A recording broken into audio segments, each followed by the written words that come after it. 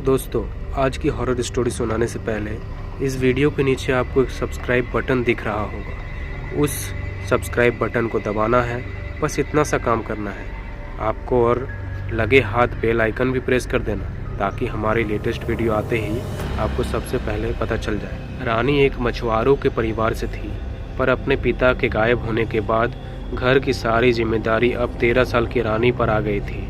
एक दिन उसके पिता मछली पकड़ने गए, पर कभी वापस ही नहीं आए। गांव वालों ने उन्हें बहुत ढूंढा, पर वह कहीं नहीं मिले। रानी को भी अपने पिता का ऐसा सब कुछ छोड़कर जाना बहुत अजीब लगा। उसे उन पर गुस्सा भी आता था, पर उसे अपने परिवार का पेट पालना था। माँ ज़्यादातर बीमार रहती थी, इसीलिए उसी को सब कुछ करना पड़ता था। उनका परिवार सालों से मछली पकड़ने का काम करता था। वह अपने बाबा के साथ कई बार नदी किनारे जाया करती थी। उसके बाबा उसे नदियों की मछलियों की बहुत सारी कहानियाँ सुनाते। उसके बाबा हमेशा कहते थे, हम जो सोचते हैं, जिसे याद करते हैं, नदी भी कुछ वैसा ही दिखाती है। हमें रानी को यह सब कभी समझ नहीं आता था। बस यह सब कहानियाँ और किस्से सुनकर मज़ा आता था।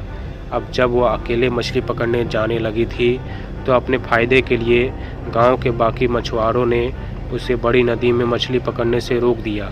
रानी को अपना घर चलाने के लिए अब कोई दूसरी नदी ढूंढनी थी।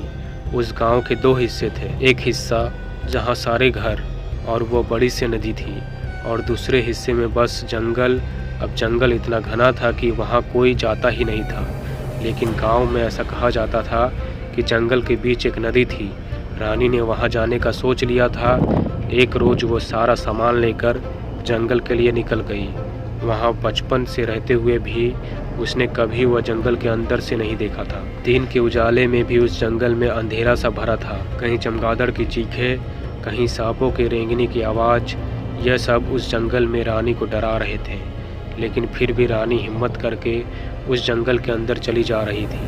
तभी उसे कुछ दूर पर एक नदी दिखी। वह उस नदी के पास जाकर उसमें पानी पीने लगी, लेकिन नदी से पानी पीते हुए जैसे ही रानी ने पानी में झांका, तो उसे अपनी परछाई की जगह अपने बाबा की परछाई दिखी। रानी तुरंत पीछे होकर चिल्लाई, बाबा। तभी जब उसने फिर से देखा तो वहाँ कुछ भी नहीं था। रानी को लगा कि शायद ये उसका वहम होगा। वो इस पर ज़्यादा ध्यान न देते हुए अपने मछली पकड़ने का जाल बिछाने लगी। उसने जैसे ही उस जाल को नदी में फेंकने की कोशिश की, उसका बैलेंस बिगड़ा और वह नदी में गिर गई। रानी को तैरना नहीं आता था, तो हड़बड़ाहट में वह खुद को संभालने की कोशिश करने लगी। खुद को संभालकर वह नदी से निकल ही रही थी कि अचानक उसे ऐसा लगा जैसे नदी के अंदर से किसी ने उसके पैर को पकड़ लिया हो और उसे नदी की तरफ ही खींच रहा हो। रानी पूरी तरह बौखला गई और अपने पैरों को जोर से चलाने लगी।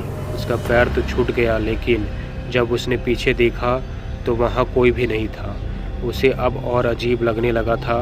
वो वहाँ किसी इंसान के आसपास होने का एहसास कर पा रही थी। इससे पहले कि उसे कुछ समझ आता, उसे नदी में कुछ उसकी तरफ आता हुआ दिखाई दिया। एक लाल कपड़ा उसी की तरफ बहता हुआ आ रहा था। वह लाल कपड़ा जैसे ही किनारे पर आया, रानी के पैरों तले जमीन ही खिसक गई। वो लाल कपड़ा ठीक उसी गमछे की तरह था जो उसके बाबा अपने गले में पहना करते थे। रानी को कुछ भी समझ नहीं आ रहा था, आखिर उसके बाबा का गमछा उस नदी में कैसे आया था। रानी ने खुद को समझाया कि वह लाल कपड़ा किसी का भी हो सकता था, और वह खड़े होकर फिर से जाल बिछाने लगी। रानी मछलियों का चारा लेने के लिए पीछे रखे अपने सामान के पास गई। जब उसने अपने सामान का थैला खोला, तो उसके बीच उसे अपने बाबा की एक फ़ोटो दिखी। चौंकाने वाली बात तो ये थी कि इस फ़ोटो को वह खुद नहीं लाई थी, और तो उस फ़ोटो में किसी ने उसके बाबा की आंखों को बुरी तरह खरोंचा हुआ था। रानी ने सब काम वहीं छोड़कर वहां से निकलने का सोचा। उसे यकीन हो गया था कि उस जगह में कुछ तो गलत हुआ है। वह अपना जाल उठाने के लिए नदी के पास वापस गई, लेकिन जैसे ही रानी ने जाल को हाथ लगाया, उस जाल में एक अजीब सी हलचल होने लगी। रानी को लगा कि शायद जाल में मछलियाँ फंस गई थी, और इसीलिए उसने जाल को जोर से बाहर खींचा, और उस जाल के साथ नदी से जो बाहर आया, वह रानी ने अपने सपनों में भी नहीं सोचा था। उस जाल के अंदर उसके बाबा की लाश थी। रानी की आंखें फटी की फटी रह गई और वो ज़ोर ज़ोर से चीख कर रोने लगी। तभी उसे अपने पीछे से किसी के गुजरने का एहसास हुआ। रानी को लगा था कि कोई बुरी शक्ति उसके आसपास मंडरा रही है, लेकिन रानी अपने बाबा की लाश को वहाँ छोड़कर भाग नहीं सकती थी।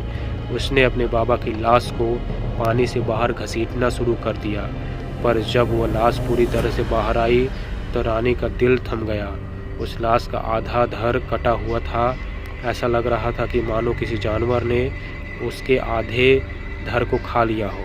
इससे पहले वो उस सदमे से उभर पाती, उसकी आंखों के सामने से उसी नदी में से एक बहुत ही भयानक औरत निकली। उसके बालों पर काई जमी थी और उसके दांत बहुत ही बड़े और नुकीले थे। उसका पूरा शरीर गला हुआ था और उसके चेहरे पर खून लगा हुआ था। वो रानी की तरफ देखकर मुस्कुराई और रानी की आंखों के सामने ही उस नदी का रंग नीले से लाल होने लगा। रानी की चीख निकल गई और वो बस बिना पीछे देखे वहाँ से भागती चली गई। उस दिन के बाद से रानी कभी दोबारा मुड़कर उस जंगल के अंदर नहीं गई। किसी ने भी उसकी बात पर विश्वास नहीं किया, पर उसे यकीन था कि शायद उसी की तरह किसी दिन उसके बाबा भी वहाँ मछली पकड़ने गए होंगे और वहाँ उनका सामना उस भयानक समुद्री चुड़ैल से हुआ होगा। रानी अब ठेले पर सब्जी बेचकर अपना घर चलाती है, पर आज तक उसे उस भयानक घटना के सपने आते हैं। अगर आपको यह वीडियो अच्छी लगी हो तो हमारे चैनल स्टोरी हंगर को सब्सक्राइब करें। Thank you.